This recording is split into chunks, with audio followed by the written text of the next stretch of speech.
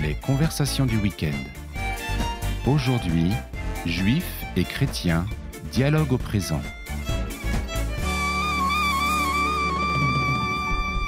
Chers auditeurs de KTO Radio, bonjour. Nous sommes heureux de vous retrouver pour notre émission mensuelle Dialogue au présent entre juifs et chrétiens, animée par le père Alexandre Comte, délégué national pour les relations avec le judaïsme. Bonjour Père Alexandre Comte. Bonjour Guillaume. Et je rappelle l'objet de cette émission, c'est un dialogue fraternel entre juifs et chrétiens pour mieux nous connaître, pour mieux nous estimer. C'est une manière de mettre en œuvre la déclaration Nostra Aetate du Concile Vatican II. C'était en 1965, donc ça fait déjà un certain temps. Il y a 60 ans. Il y a 60 ans pile.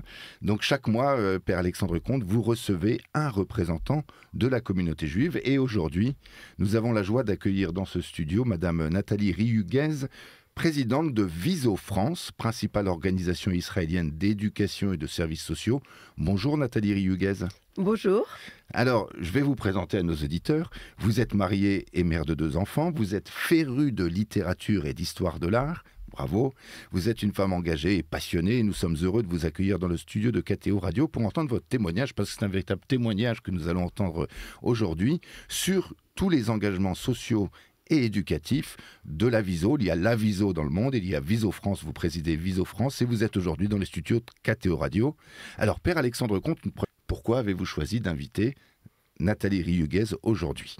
Bien, parce que c'est une association Viso, une association fondée par les femmes et animée par les femmes. Et c'est une association que j'ai découverte il y a très peu de temps lors d'un rassemblement au Trocadéro pour la libération des otages israéliens.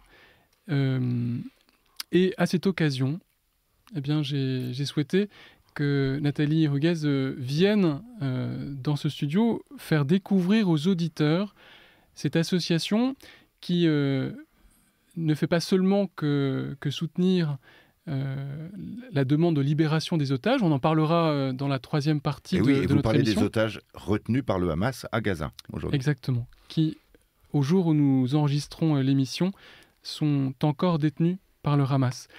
Mais avant toute chose, expliquez-nous, Nathalie Rihuguez, l'histoire de cette grande association qui est maintenant ancienne, qui s'appelle Viso, et peut-être vous pouvez commencer par nous expliquer ce que signifie cet acronyme WIZO.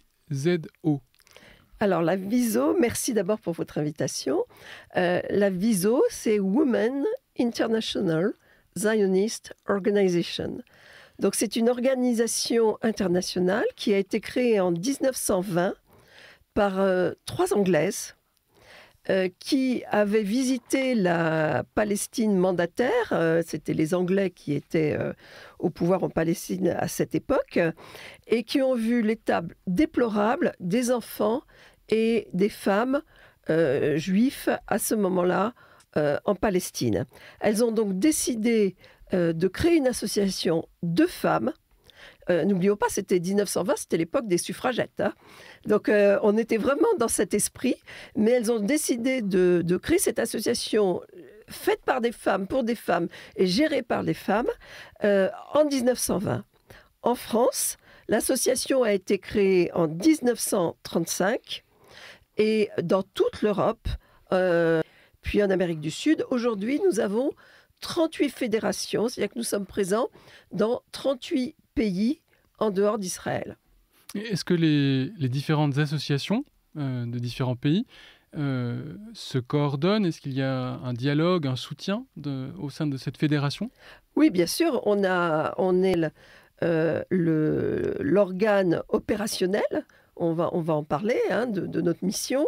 Donc on a en Israël l'organe opérationnel et les 38 fédérations, on est en contact permanent entre nous, on a des réunions internationales, on fonctionne un peu comme une grande société, une grande entreprise avec des filiales dans 38 pays. Peut-être un mot d'explication sur le terme de sionisme. L'association a le terme dans son nom. Qu'est-ce que ça signifie exactement? Alors, en 1920, donc, il n'y avait pas encore l'État d'Israël, puisqu'il a été créé en 1948, mais depuis l'affaire Dreyfus et la création du sionisme politique, il y a eu un mouvement de l'ensemble des Juifs. Il y a eu beaucoup de pogroms dans les années 1880, en Russie en particulier.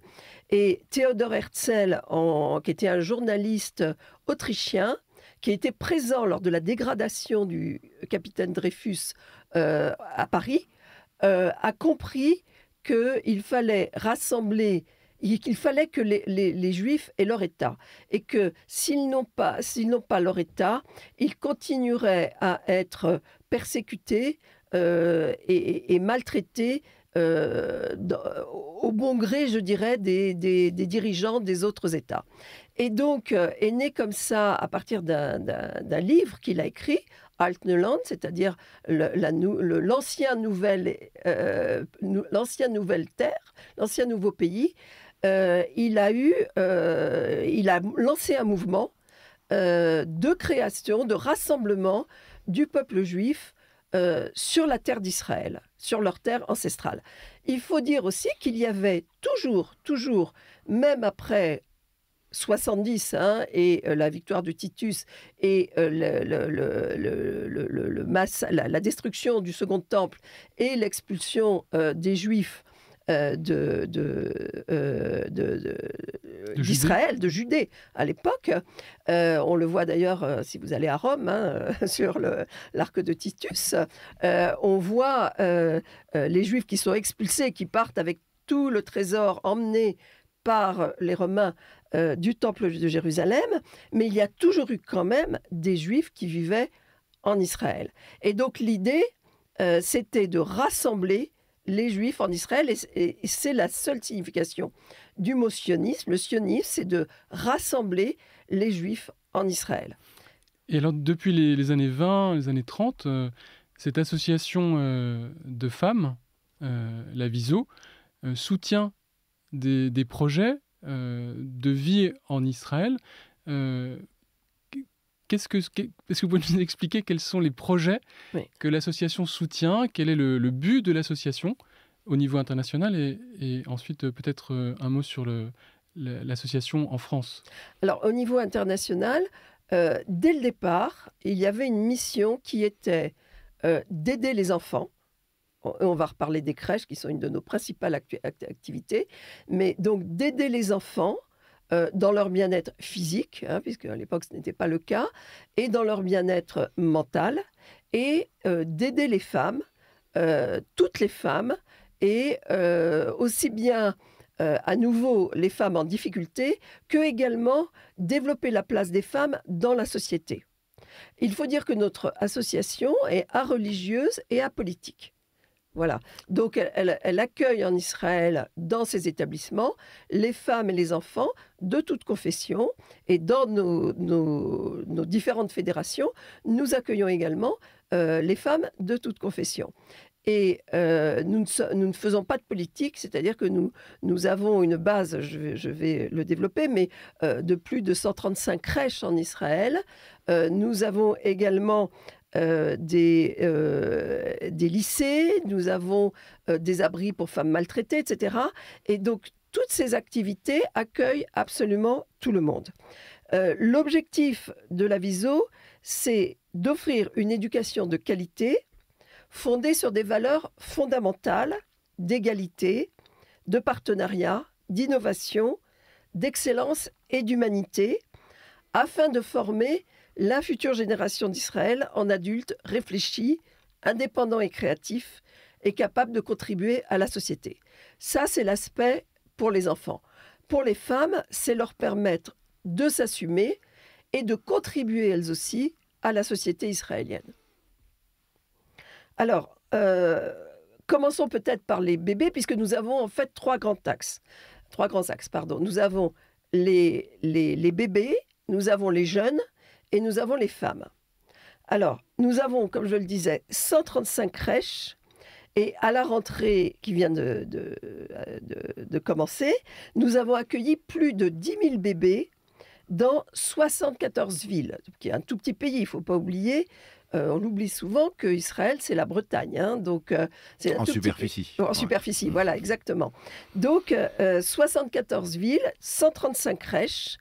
Et depuis le 7 octobre, la Viso a fortement investi dans le renforcement ou la création d'abris antimissiles. Pourquoi ? Jusqu'à présent, nous avions des abris antimissiles dans les crèches, au nord et au sud, puisque malheureusement, les Israéliens qui habitent au nord et au nord avec le Liban, au sud avec Gaza, étaient habitués à recevoir des roquettes régulièrement. Les sirènes sonnaient, ils allaient se mettre à l'abri, voilà. Mais au centre d'Israël, ce n'était pas du tout le cas. Et l'une des grosses problématiques, imaginez quand vous avez une crèche qui reçoit 90 bébés et une dizaine d'assistantes maternelles. Quand la sonnerie retentit, vous avez quelques secondes, 60 secondes pour vous mettre à l'abri. Mais quand vous avez des bébés de 3 mois, 4 mois, 5 mois, 6 mois qui ne marchent pas, vous ne pouvez pas descendre dans des abris enterrés. Donc, ce que fait la Viso, c'est on renforce des pièces existantes, des pièces de vie que l'on utilise au quotidien pour les enfants. On les renforce avec des murs en béton armé, on renforce les fenêtres. On fait en fait de pièces de vie des abris. Donc, soit on a, en fonction de la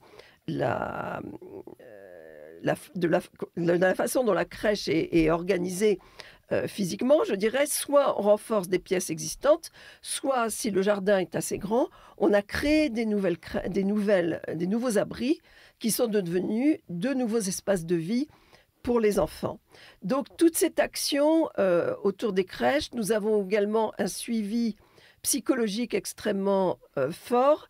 Il faut dire que depuis le 7 octobre, la plupart des femmes se retrouvent seules avec les enfants à la maison, les hommes étant partis à l'armée ou en période de réserve à Gaza, et elles se retrouvent seules à assumer les enfants et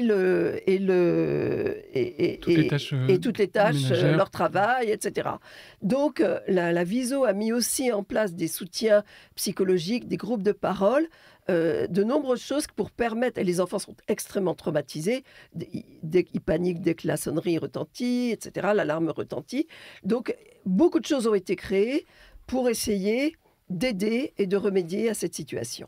Alors, nous allons marquer la première pause de cette émission Dialogue au présent sur KTO Radio en écoutant une chanson magnifique, Yerushalayim Shel Zahav, que vous avez choisie, Nathalie Riuguez. Pourquoi avez-vous choisi cette chanson ? Elle est magnifique. Alors, c'est la chanson de la guerre de 1967. C'est-à-dire que la réunification de Jérusalem, après cette guerre, et chaque guerre a une chanson. Et Yerushalayim Shel Zahav, par Naomi Shemer, qui est la créatrice de cette chanson, ça reste une chanson emblématique, une chanson magnifique. Et la voix de Naomi Shemer est magnifique. Donc, c'est la raison pour laquelle j'ai choisi cette chanson. Eh bien, nous allons l'écouter tout de suite. Naomi Shemer, Yerushalayim Shel Zahav.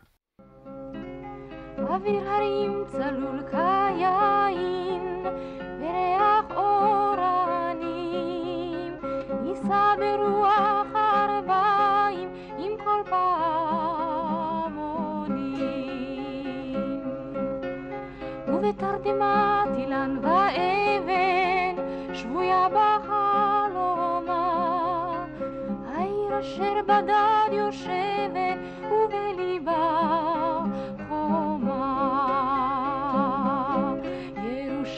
ירושלים של זהב ושל נחושת ושל אור עלו לכל שירייך כינור ירושלים של זהב ושל נחושת ושל אור עלו לכל שירייך אני כינור איך יבשו בורות המים כיכר השוק ריקה ואין פוקדת הר הבית בעיר העתיקה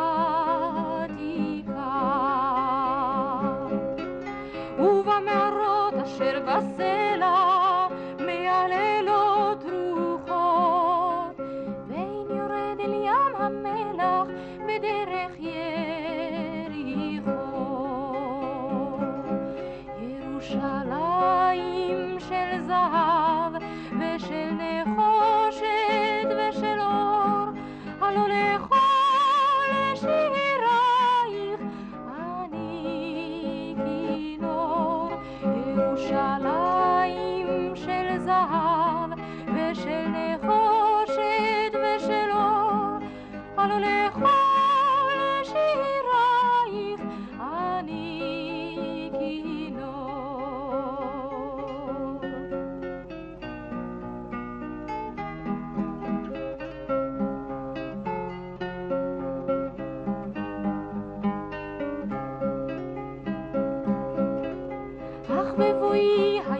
לשיר לך ולך לקשור כתרים. קטונתי מצעיר בנייך ומאחרון המשוררים. כי שמך צורב את השפתיים כנשיקת זרב. אם אשכחך ירושלים אשר כולה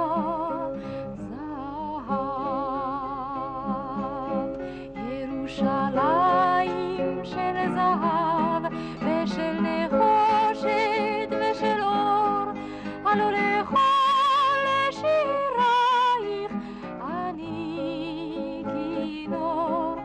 ירושלים של זהב ושל נחושת ושל אור, הלא לכל שירייך אני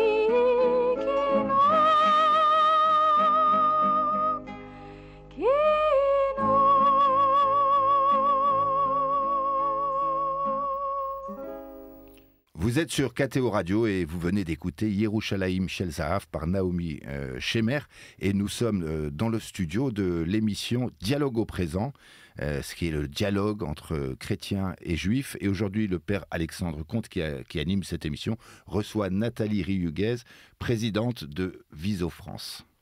Alors, Nathalie, vous nous avez, dans la première partie, présenté les beaux projets que l'association soutient au niveau des crèches, de l'accompagnement des plus petits, aussi bien pour l'architecture de ces crèches afin qu'elles soient sécurisées, et puis de l'accompagnement psychologique des enfants, mais aussi, je l'imagine, des mères, de tous ceux qui souffrent de cette situation de stress liée aux événements de la guerre. Mais il y a beaucoup d'autres projets que l'association soutient. Quels sont les autres types de projets que votre association soutient, aussi bien au niveau international qu'au niveau de la France? Alors, au niveau en Israël, nous avons également un réseau éducatif qui accueille plus de 6000 jeunes et qui a 1500 éducateurs, qui comprend 5 villages de jeunesse, 8 écoles et 4 internats sociaux.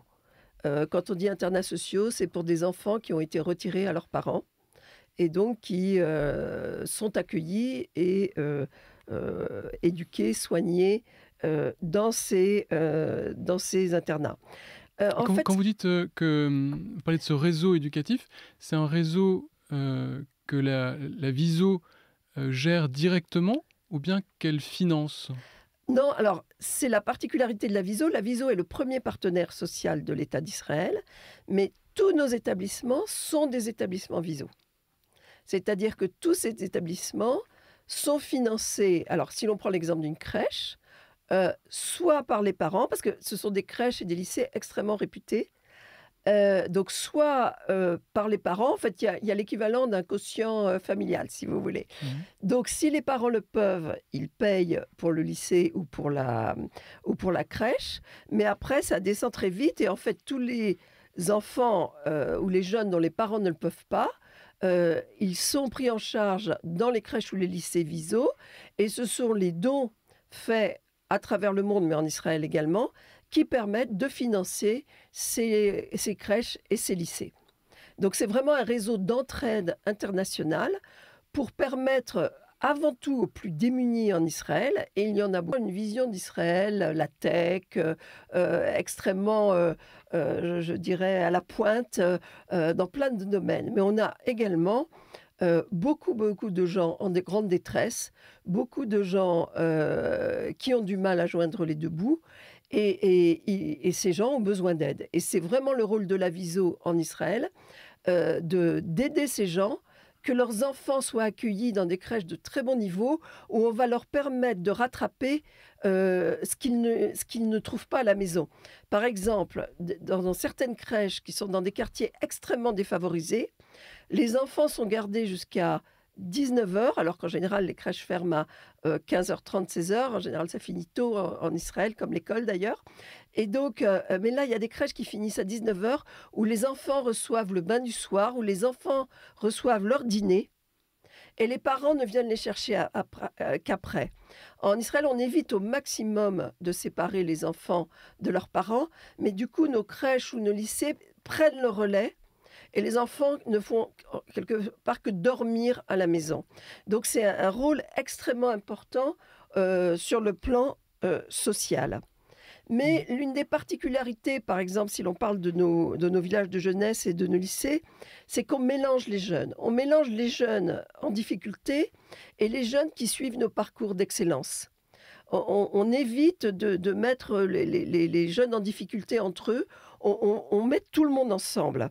Et nos lycées sont réputés pour être des lycées de haut niveau et surtout avec des spécialisations. Par exemple, les lycées spécialisés dans les sciences, dès la première, les élèves reçoivent les cours de professeurs du Technion de Haïfa, qui est l'un des plus grands instituts universitaires dans le domaine des sciences.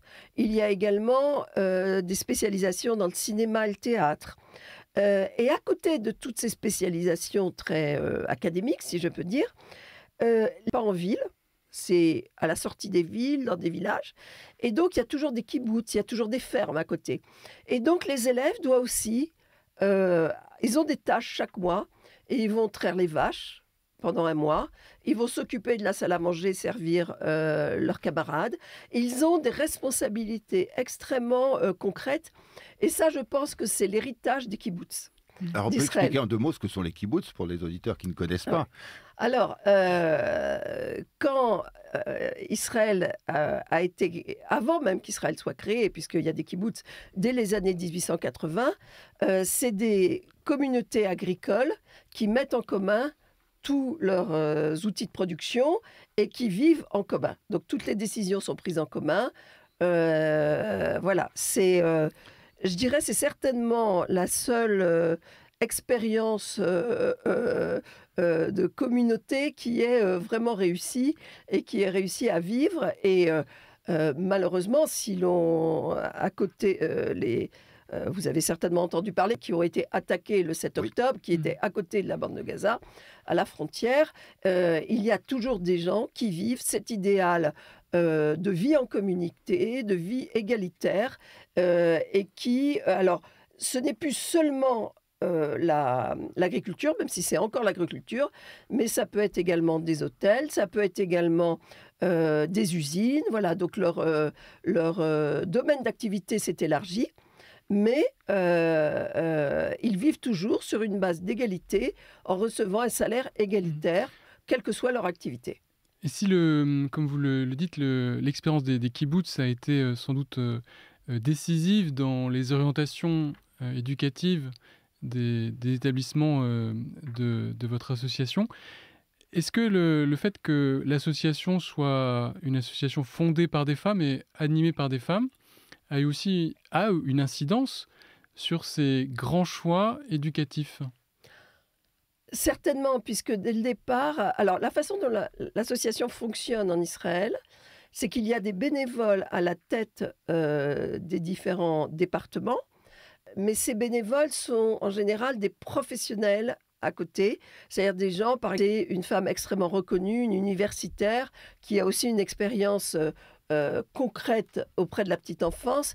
Donc, il y a toujours également une recherche académique sur comment mieux former, par exemple, les assistantes maternelles, et des programmes extrêmement originaux, comment progresser dans l'éducation et le bien-être des enfants.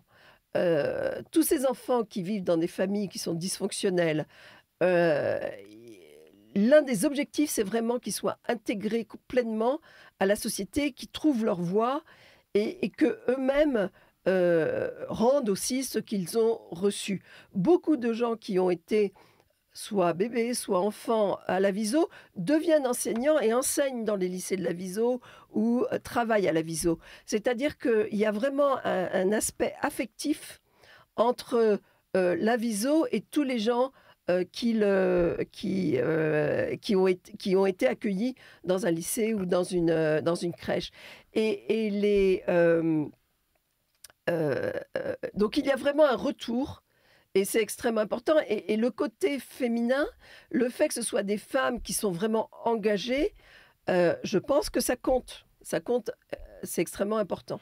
Donc il y a les anciens viséens, on les appelle comme ça. Voilà, les et les viséennes. anciens et Les anciens viséennes et qui travaillent à la Viso, mais si vous parlez de la Viso où que ce soit en Israël, tout le monde connaît. Tout le monde a eu un petit frère, un cousin, quelqu'un qui a été dans une crèche, dans un lycée, voilà, tout le monde connaît. Et alors, en France, comment fonctionne l'association?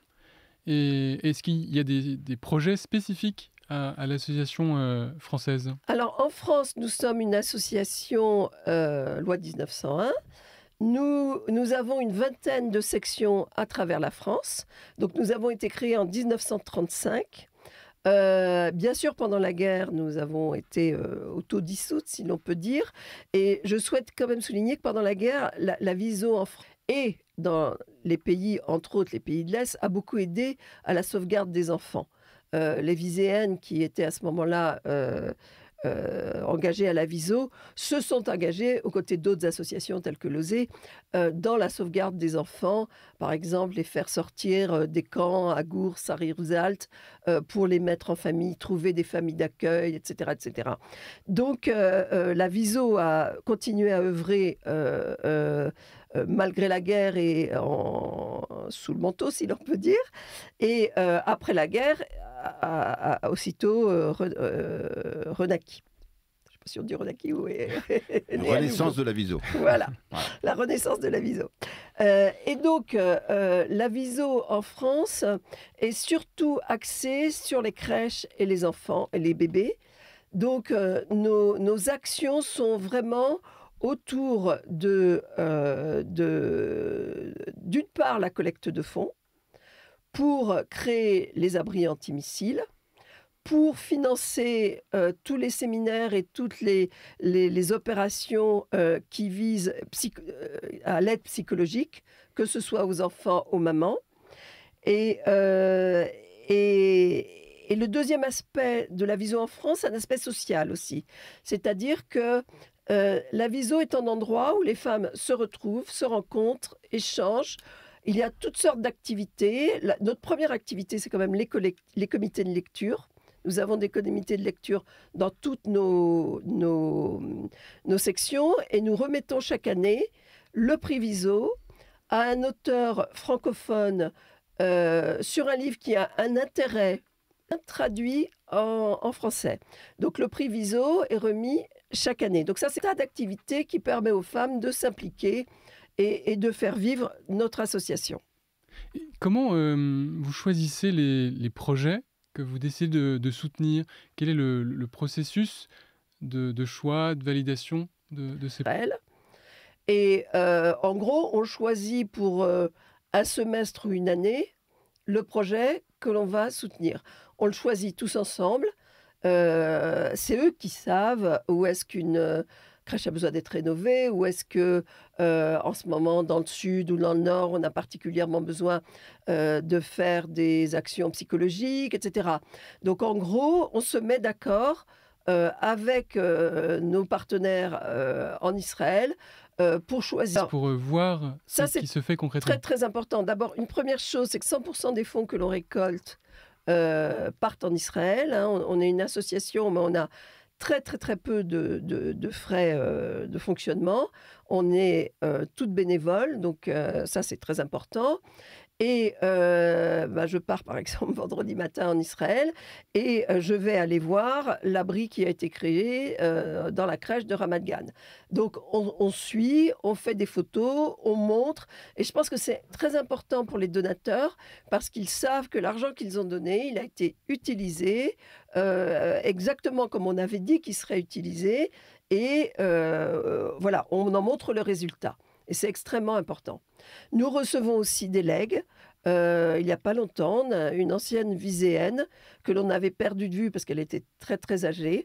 Bien, dans son testament, elle a fait de la Viso une légataire universelle. Donc, on peut faire ça ou des donations, voilà.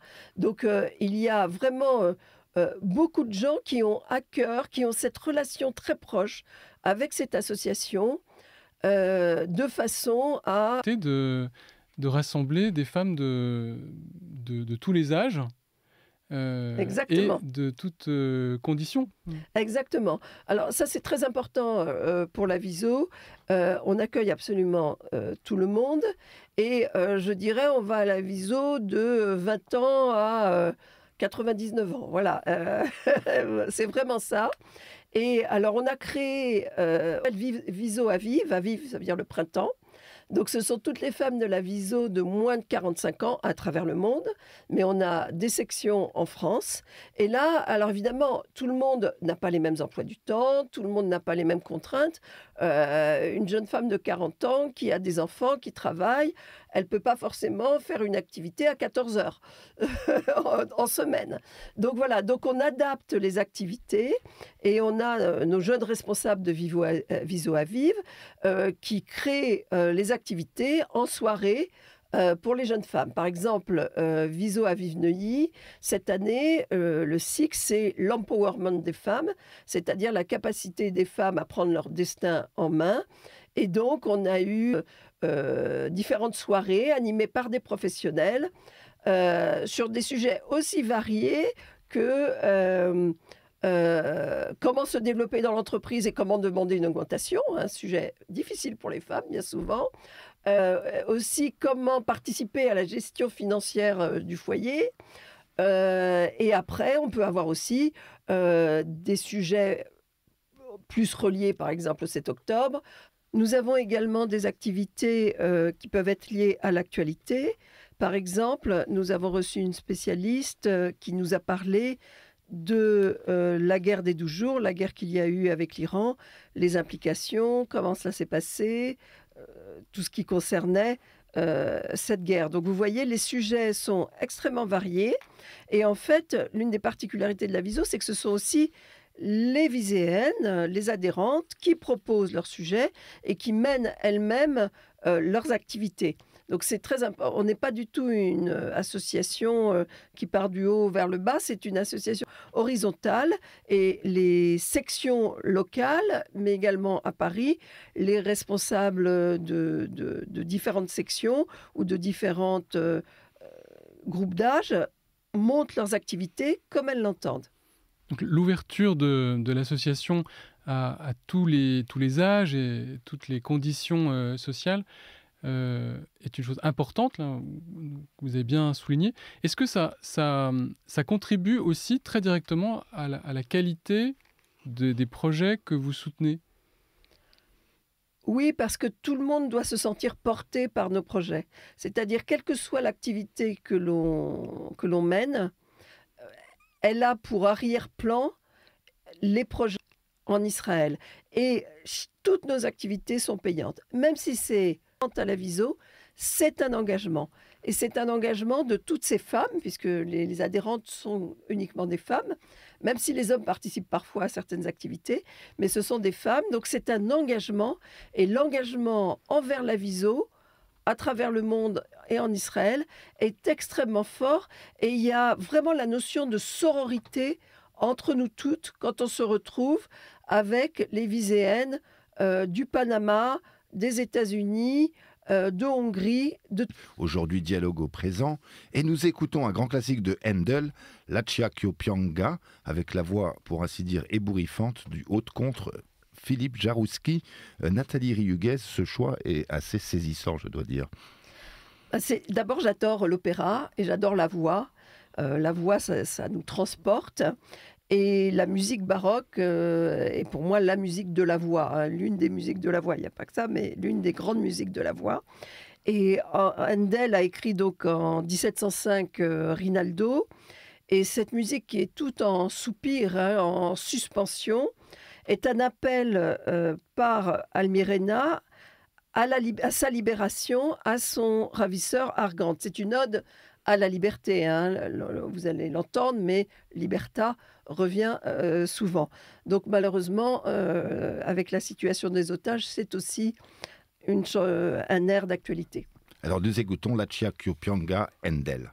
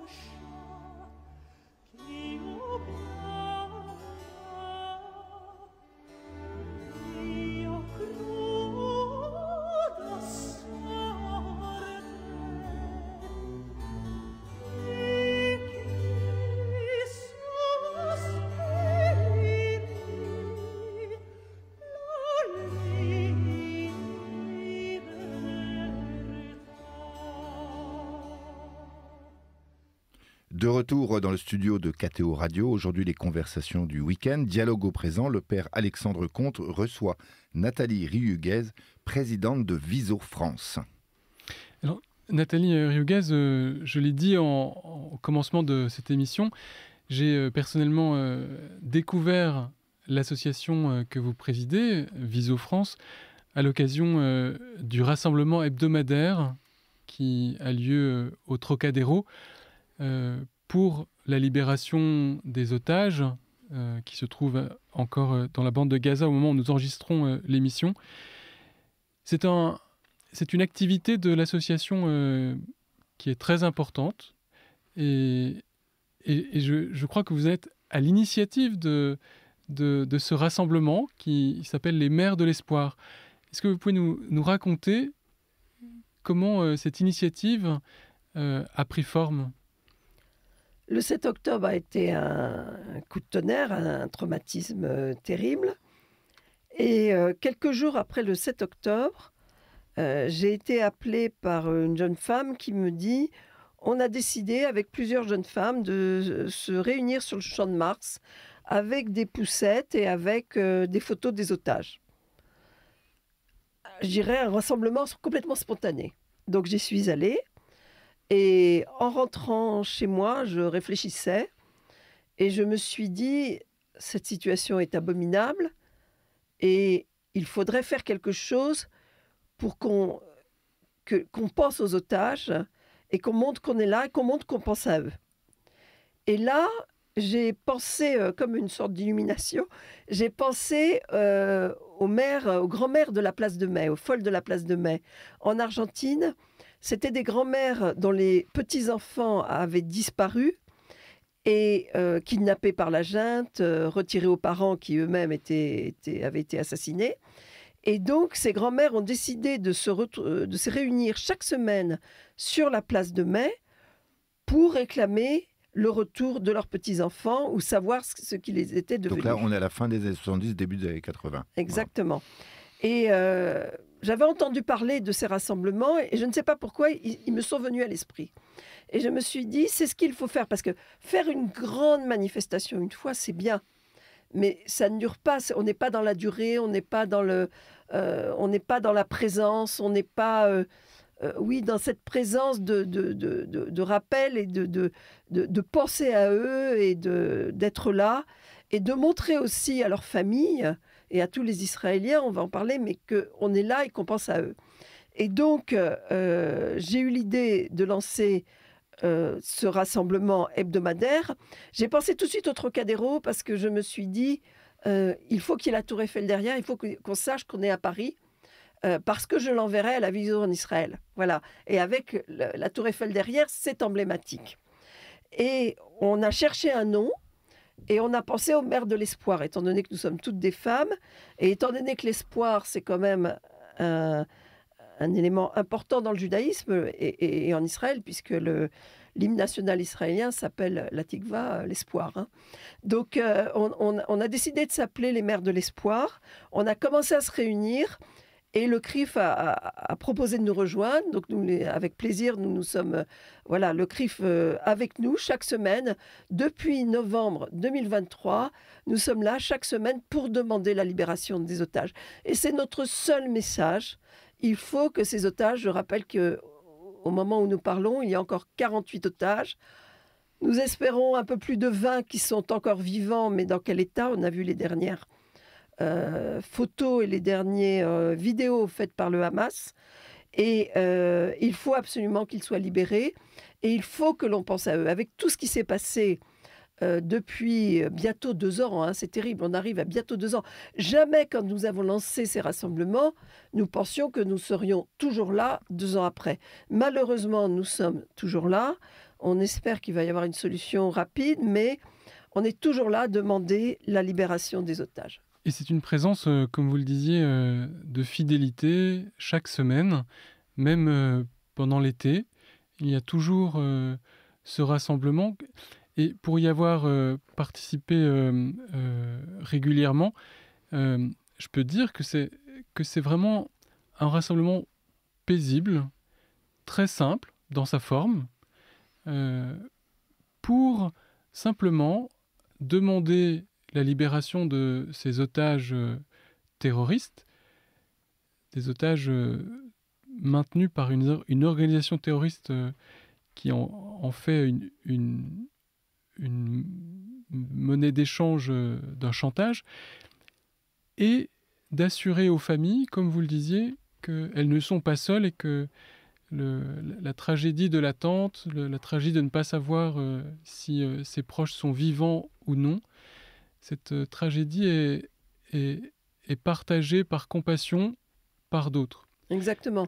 Nous avons des personnalités qui lisent, comme vous le ferez bientôt, des textes qui sont uniquement centrés sur les otages, donc sur des textes d'otages qui sont sortis déjà, qui racontent leurs conditions de détention, ou les textes de familles d'otages qui racontent la situation absolument abominable dans laquelle ils sont.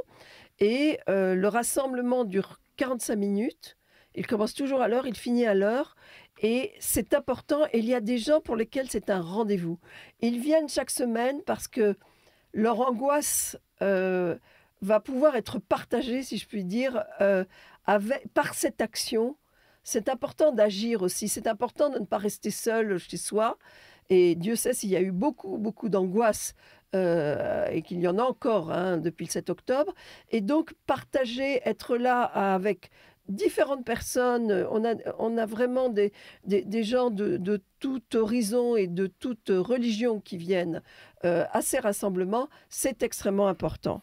Oui, je suis témoin que se rassemblent des juifs, mais aussi des chrétiens, des musulmans, des gens qui n'ont pas de religion. Et puis, il y a, comme vous le disiez, des représentants institutionnels. Vous pourriez peut-être mentionner les différentes institutions qui sont représentées de façon régulière. Et puis, il y a aussi beaucoup d'anonymes, des gens qui viennent régulièrement pour simplement manifester cet espoir d'une libération prochaine des otages. Exactement. Alors, par exemple, au bout de quelques vendredis, nous nous sommes rendus compte qu'Anne Sinclair était venue spontanément et qu'elle venait systématiquement.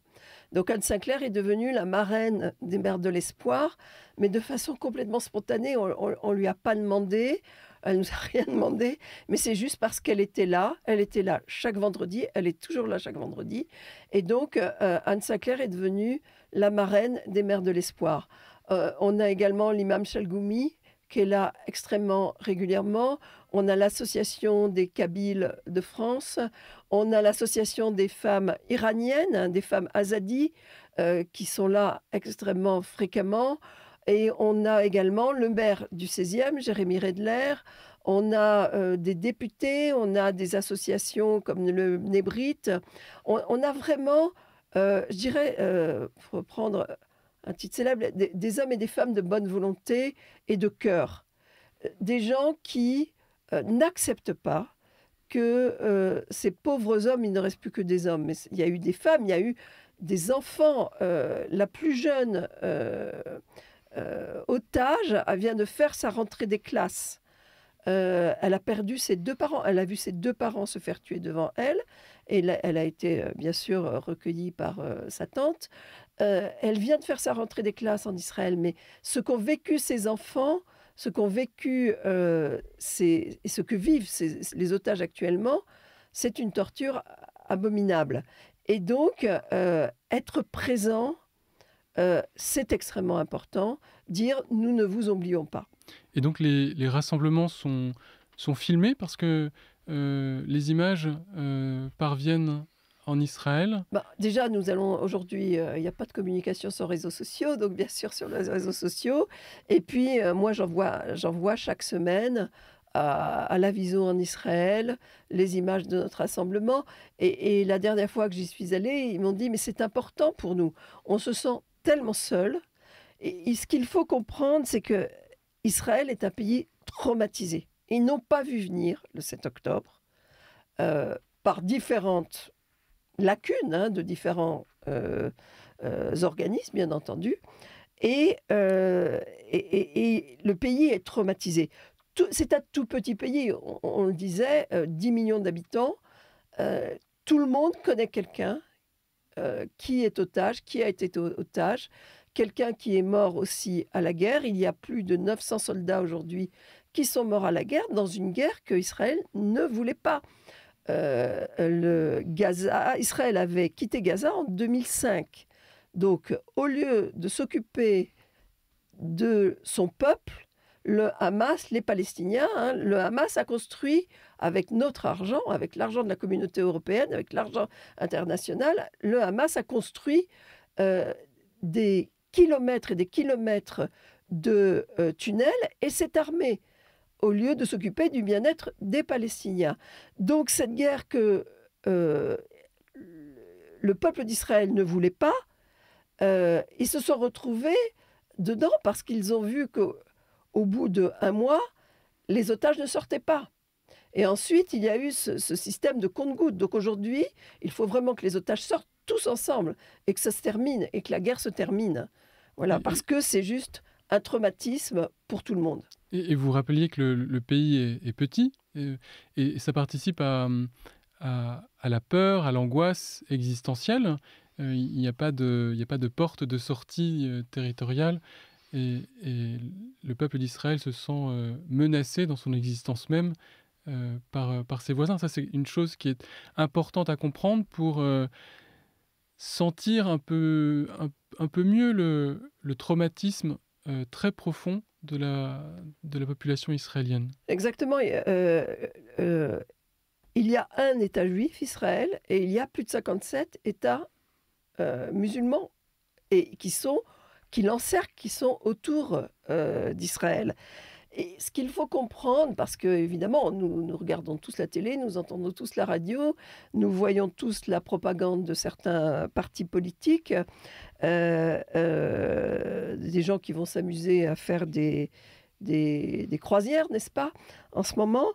Il faut comprendre qu'Israël est aujourd'hui sur un espace-temps différent et un espace physique différent de celui sur lequel nous sommes en France.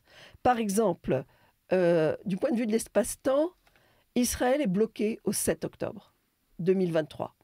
Et tant que les otages ne seront pas rentrés, Israël restera au 7 octobre 2023. Donc, on n'est pas en septembre 2025. On est au 7 octobre. Et à nouveau, Israël ne bougera pas dans l'espace-temps tant que tous les otages ne seraient pas rentrés. Et de la même façon, ce que l'on entend ici aux États-Unis, dans les pays occidentaux, par rapport à l'espace, on ne parle que de Gaza face à Israël. Mais ce n'est pas du tout la façon dont se ressent Israël. Israël se ressent par rapport à tous les États qui sont autour. D'accord ? Et tous ces États qui, pour certains, ne lui veulent pas forcément du bien. Donc c'est un espace-temps, un espace physique complètement différent de celui qu'on le ressent ici. Et donc, ça explique cette réaction d'incompréhension. On parlait des femmes. Nous sommes une association des femmes. Les féministes n'ont pas défendu les femmes israéliennes qui ont été violées, mais d'une façon, d'une violence indescriptible, abominable. Les féministes n'ont pas défendu ces femmes. Les féministes françaises ? Françaises, américaines, occidentales. C'est un non-événement, ça n'existe pas, elles ne veulent pas l'entendre. Pourquoi ? Ça, pour les féministes israéliennes et pour les femmes israéliennes, c'est une incompréhension totale. Pourquoi nous, notre douleur est passée sous silence ? Pourquoi elle n'existe pas ? Et comme vous le disiez, le traumatisme, la sidération de ces horreurs qui empêchent de réfléchir, qui empêchent de penser, qui éteint la réflexion et qui va jusqu'à quelquefois fermer même la bouche, c'est-à-dire qu'on se retrouve dans un silence qui nous tombe dessus. Cette situation de traumatisme profond, peut-être que seules des femmes peuvent l'affronter. Peut-être que quand les choses sont aussi violentes, malgré les apparences ou les idées communes, ce ne sont pas forcément les hommes avec leur force immédiate qui peut apporter une solution, mais la force féminine. Et en écoutant le récit que vous venez nous faire de cette initiative pour témoigner de l'espoir, de l'espérance de la libération des otages, me revenaient en mémoire plusieurs phrases du pape François qui soulignaient l'importance sociale de l'engagement des femmes. Il était argentin et donc l'initiative à laquelle vous vous référez des grands-mères de la place de Mai lui était familière. Mais il a souligné à plusieurs reprises que la vie des femmes était liée à la paix du monde. Est-ce que ça vous suggère quelque chose? Est-ce que ça éclaire votre propre expérience? Ce que l'on a vu après le 7 octobre, c'est beaucoup de gens qui n'étaient pas du tout engagés, qui menaient leur vie. Voilà, on va au travail, on s'occupe des enfants, de la famille, etc. C'est déjà une vie bien remplie en soi. Hein. On fait du sport, on fait plein de choses. Se sont engagés. Et ce que l'on a vu rapidement, ce sont des collectifs féminins se créer. Et en France en particulier, des collectifs de femmes de toutes sortes, les Women United for Peace, voilà, différents collectifs de femmes, et bien sûr d'hommes qui ont rejoint également, mais beaucoup de collectifs de femmes. Les femmes, si vous venez le vendredi, vous avez dû remarquer, il y a beaucoup de femmes. Beaucoup de femmes se sont engagées et beaucoup de femmes ont pris sur elles ce traumatisme et cette douleur. Et en Israël, on le voit, les hommes qui aujourd'hui se retrouvent à la guerre et qui vivent des choses terribles, reviennent dans un état de stress post-traumatique terrible. Et donc, qui doit les aider? Les femmes qui sont restées, qui elles-mêmes ont eu à subir des choses difficiles, mais qui sont là et qui les accueillent et qui sont là. Donc oui, dans la société, la place des femmes est clé et leur rôle autour de ces douleurs est extrêmement important. Merci beaucoup Nathalie Hugues pour nous avoir fait découvrir cette association si belle de la Viso et l'engagement des femmes.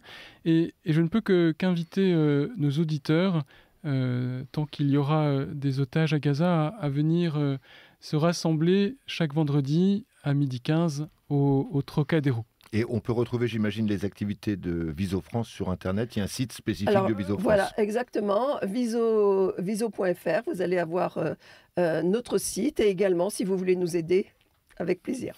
Très bien. Merci beaucoup, Nathalie Rihugues, d'avoir participé à cette émission. Merci, Père Alexandre Comte, de l'avoir animé.